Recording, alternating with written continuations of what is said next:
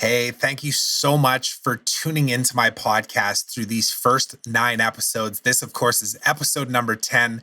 And I thought I would record these solo episodes at the 10, 20, 30, 40, etc. marks, just to be able to stop, pause, reflect, and celebrate what's happened to date and the experience of interviewing these people that I find inspiring. Their stories are insightful and inspiring, and hopefully you're finding it that way as well. So in these first 9 episodes, of course, I've interviewed a lot of people that have been a part of my life for a number of years in some cases, and in other cases, just brand new connections. But they're definitely people that I wanted to make sure that I introduced you to, and I was able to dive in and have some honest, real conversations. So of course, the first couple of episodes were with my longtime buddy, Mike Lasky. Those first 2 episodes are like 3 hours long total. So we had a lot of stuff to talk about, going back to the hockey days, talking about drugs and, my perception of drugs and how that's evolved over time, talking about our daily habits and how these small actions add up to the ultimate, best life that we're all striving to live, and how Mike's working on a project now called Rehab It. That's super exciting, that if you haven't watched those episodes, definitely go check them out. Of course, I had Danielle on the podcast as well. So Danielle and I go live and create content quite frequently. We've created programs together. We are creating more programs together to serve people at the highest level, really high vibe entrepreneurs, people that are committed to that next level of growth, not only financially, but also just in all aspects of their life, their health, their wealth, their happiness, their family, everything. And then we had Dr. Nima Rahmani, of course, on too. So Nima was somebody that was very instrumental in my life and my wife's life when we were going through a really challenging time when our son was born 4 months early. And I had just taken out a $100,000 loan and invested into my business and made a big pivot. Like, looking back on how crazy my life was back then, I'm just so grateful that Nima was around and a part of that. So if you haven't checked out that one yet, definitely do so. Then, of course, I had Chris Hawker on as well. So Chris is one of the co-founders of Next Level Trainings. Chris is also somebody that I went through a leadership program with back in 2014 or so. So it was like 7 years ago now. And it was a completely transformational experience, that one that we went through together through Mastery and Transformational Training, MITT. And Chris basically took the learnings from that back to his hometown in Columbus, Ohio. They expanded these workshops into Philadelphia as well. And now they're taking all of that online. And they have been, of course, since the start of COVID, because naturally the live events were not possible. These very experiential, emotional intelligence-driven events that are all about how you can be the greatest version of yourself and really, take a stand for yourself, take a stand for your families, take a stand for your community, take a stand for the planet, whatever it happens to be. I think you're going to really enjoy meeting Chris if you haven't watched that one or listened to that one yet. Then, of course, we had Michael Graham on. So Michael Graham is the general manager at a restaurant up in Whistler, Canada, called Joe Forte's. And Michael is somebody that I became friends with through my wife, because she was friends with Michael before I met her. From the moment that I met him, I always saw just a genuineness, a kindness in his heart. He's the kind of person that will go above and beyond to support other people. And he talked very vulnerably and honestly about the fact that, he hasn't made the space or created the space for his own healing, and that he's had a lot of aha moments along the way, and he's had a lot of pains along the way. And he just shared some of those experiences. And I think anybody that's listening to this will be able to relate to it. You'll be able to hear that kindness in Michael's voice and in what he's expressing. And I just really enjoyed that conversation because, again, another key component to me doing this podcast is not just to do an interview and go, all right, thanks, talk to you later, see you in 10 years. I want to revisit these conversations because I want to understand what a person's beliefs are in that moment, what they believe to be true, the lessons they've learned along the way, the duality that they've seen in situations that could potentially be seen as catastrophic or just life altering in a negative way. How have they shifted? What are they doing to continuously do the work? So Michael's somebody that I want to talk to, because I after the interview, he told me how comfortable he felt just being in that space, and how liberating it was to actually talk out loud about some of the things that he had only talked about privately before, like about being adopted, and like about some of his relationship challenges that he's had. So that's another grounding piece for me as to why I'm doing this. And then, of course, Zoe. So Zoe was actually introduced to me by Ron Tite, who was somebody that I don't think I've mentioned him yet, actually, in this episode. So let me go back to those. But with Zoe, Ron introduced me to Zoe. She's the CEO of a online publication called Daddy Digest. And we just had such an amazing conversation, just talking about the role of fathers in this world, right? And also the fact that, you don't have to be a biological father to actually be a fatherly figure. And that's exactly what I talked about with Ron. And I just really appreciated what Ron had to say. And then, of course, the introduction to Zoe, because like I say, I didn't know her until we hopped on to do the interview. Like we literally met for the first time there. And the conversation with Ron was really insightful too, because Ron is somebody that I definitely look up to. Like I admire who he is as a speaker, as a storyteller, as a comedian, as somebody that's able to articulate a message and have it really resonate and land. And of course, he's the founder of a agency called Church and State. And this is what they do as a business, is they really help tell brand stories. And we talked about vulnerability. We talked about its place in your personal brand, in the business, in the way that you create your corporate culture, all of these different things. So a super impactful interview. And then the last one that I'll mention, of course, too, is Zion Kim. It was an incredibly powerful interview with him as well. Zion is somebody that is a mentor and a friend of mine who I didn't know I needed a Zion in my life until he showed up. And he came into my world around the same time that Dr. Nima did as well. Again, when I was just had invested in my business, went all in and said, let's do this. I'm going to completely shift my model. I'm going to go more transformational and impact driven, as opposed to transactional and training driven, like online course driven. And Zion was there to hold me high. He was there to basically say, you got this. You got this. You have all the answers already. Trust yourself. And of course, he was there to lend his expertise too and help me cut the learning curve, just like a mentor does. But he really held space for me. And again, the conversations that I'm having are not about me. Like, of course, I'm sharing my stories and what's landing for me and the impact that these people have had on my lives, the ones that have been around for a while. But it's more so even about the people that are sharing with me and really speaking their authentic truth. And I think one of the most empowering parts about these first handful of episodes is that I'm really seeing that podcasting is healing. So what I mean by this is that when we're able to actually say something out loud, we're able to share our truth. We're able to talk about something that we may have felt shameful about before, that we were scared to put ourselves out there about, or had some type of fear around.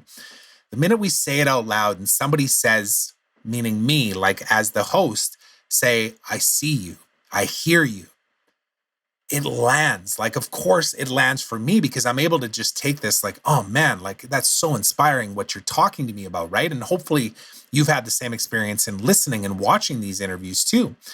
But for the interviewee, they're talking to me about how powerful it is for them to just be able to talk about this. And the one grounding piece I'll say about all of this too, something that really came up for me in these first handful of episodes, is that I watched this documentary by it was created by Gabor Mate, and he's from Vancouver. He has this documentary called The Wisdom of Trauma, and in that documentary, he actually interviews a bunch of women in this home in Vancouver.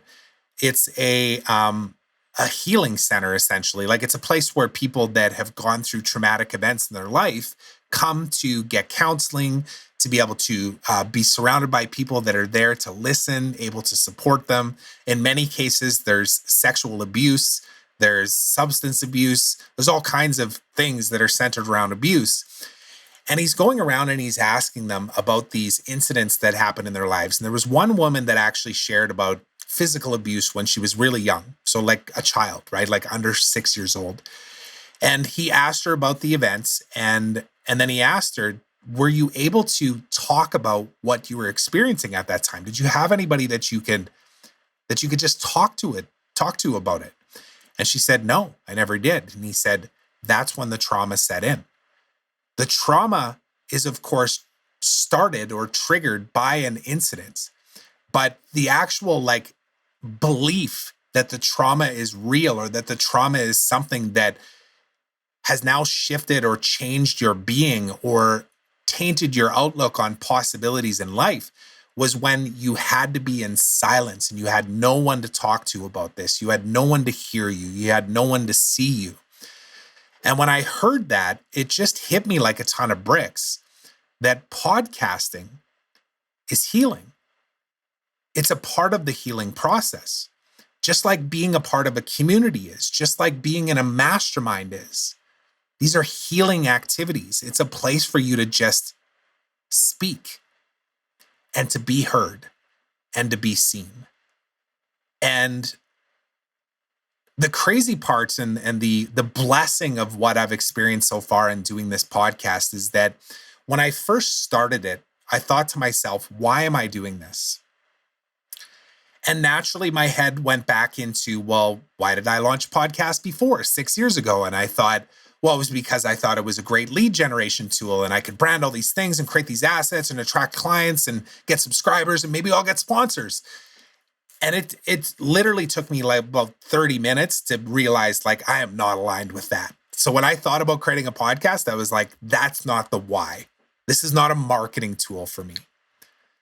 This is a platform for me to be able to have conversations with people that get me to challenge my beliefs, get me to think differently, get me to, really dig and understand the truth, knowing that the truth is subjective. It's in the eye of the beholder or the whatever you want to choose to believe to be true is true.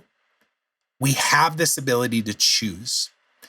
And knowing that, and then knowing how healing it is to have these conversations, not only for me, but also for the people that I'm interviewing, and then hopefully for you that's listening and watching this too, that feels really good. That feels like something of substance. That feels like something that I can be proud that when my kids or my kids' kids or my kids' kids' kids are watching this in the future, they can see that this is a tool that they can leverage to be the greatest versions of themselves, to constantly challenge their beliefs, to always strive to take personal responsibility, to choose their own path, and to be the greatest versions of themselves, even when nobody's watching, because that is the ultimate definition of all of this, is that when we live our greatest life, we live in integrity when nobody's watching. So it's a constant reminder for me. It's a healing mechanism for me. And hopefully it's a tool for you, a piece of the toolkit, because of course, we should be exploring all kinds of things. We should be getting involved in groups. We should be joining masterminds. We should be consuming different content. We should be doing the work ourselves. This is just one piece, one tool in the toolkit. At least I hope that's what it's been for you so far. And I'm super excited for the episodes that are about to come out here as well. As of the time of this recording, I've got another, 13 episodes either recorded already or scheduled to be recorded. My wife and I are about to take off to Costa Rica here in a few months, at least as of the time of this recording. It'll be around Christmas time, just before Christmas time in 2021. And that's exciting and scary and nerve-wracking and invigorating and all of these different emotions that are coming up. But it's the journey, man. This is the brilliant part about life, is that we get to see a situation that could very easily cause tension, stress, trauma. And when you've been through things and you're able to see the true duality in all situations, there's been many times in my life where I thought, it's over. How can it get any worse? How could I possibly have repeated the patterns of my parents and got divorced? My life is over. How could I possibly have gone down the path of wanting to have kids, trying to have kids, losing 2 kids at preterm birth, very long in the pregnancies? How can this possibly keep happening to me? But then time goes on and we seek out support. We talk about it openly. We cry a lot of tears. And we realize that this is the journey. This is the brilliant part about being alive, is that we get to experience all these emotions. And the challenge that we're all faced with is, how do we see each one of these situations as gifts? Even when we look at them as catastrophic and something that can hurt so bad, there's always a gift in every single thing that happens, no matter what it is. That's what's come up for me. So thank you for listening. I wasn't sure how long this episode would be, and I'm not sure they'll be this long in the future, but there it is. We'll wrap up the first 10 episodes with this one. Thank you again so much for listening. I can't wait to share with you the episodes that I have coming up. And please do reach out to me and make sure you subscribe. Leave a comment as well. Let me know, who do you want me to interview? I'd love to get some suggestions. If you have somebody you want to introduce me to, please send them my way. I am a sponge right now. I am obsessively curious to understand how to become the greatest version of myself. Thanks so much for watching.